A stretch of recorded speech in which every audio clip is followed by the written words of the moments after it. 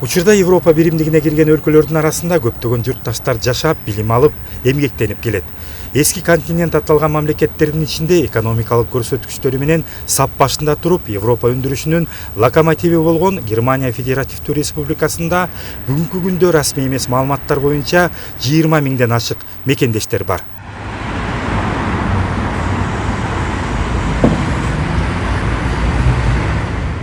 Бул Берлинде жайгашкан элчилик эки өлкө ортосундагы тышкы саясатты ишке ашыруу менен бир катарда Кыргызстандын жарандарынын суроо маселелерин чечүү багытында да ишмердүүлүгүн жүргүзүп келет. Германияда расмий 12 миң кыргызстандыктар бар. Негизинен биз ойлойбуз, биз 20 миңден ашык кыргыз граждандары бар деп ойлойбуз. Андан башка жылына жайында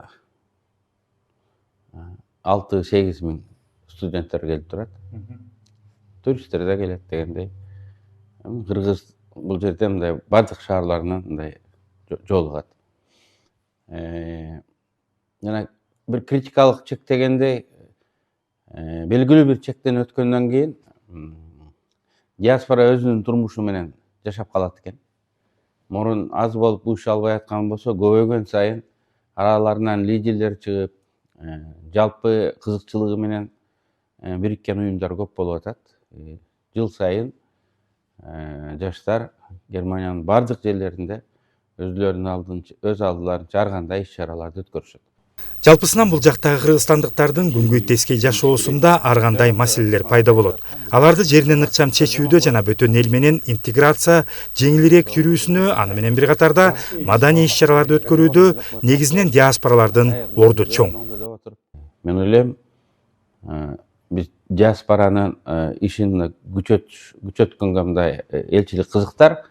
Анткени Германияда бир 7 дипломат бар. Алар бүт Германия боюнча жетишпейт. Ошон жердеги лидерлер, жердештер, диаспоралар бири-бирине мындай жардам бериш керек. Менин ушул эмем ушул.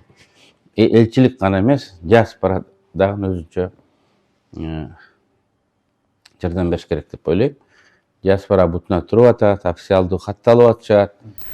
Азамат мырза көптөгөн жылдардан бери чет өлкөдө, анын ичинде Европада ишкерлик менен алектенип, ошол себептен биздин кандаштарыбыздын кайгы-муңун, кубанычтарын жакындан жакшы билип, акылын айтып, тажрыйбасы менен бөлүшүп, көйгөйлөрү болсо жардамын аябай кол сунган чыныгы мекенчи жигиттерибизден. Учурда Польша жана Германиядагы Кыргызстандын Соода өнөр жай палатасынын өкүлү болуп дагы эмгектенип келет. Анын баамында акыркы мезгилде элчиликтер менен жердештердин ортосунда байланыштар күчөп, ага диаспоралар көпүрө боло баштаганы байкалат. Негизи эле ушул Европа мамлекетинде биздин элчиликтердин бул мекендештерибизге болгон жардамы абдан маанилүү.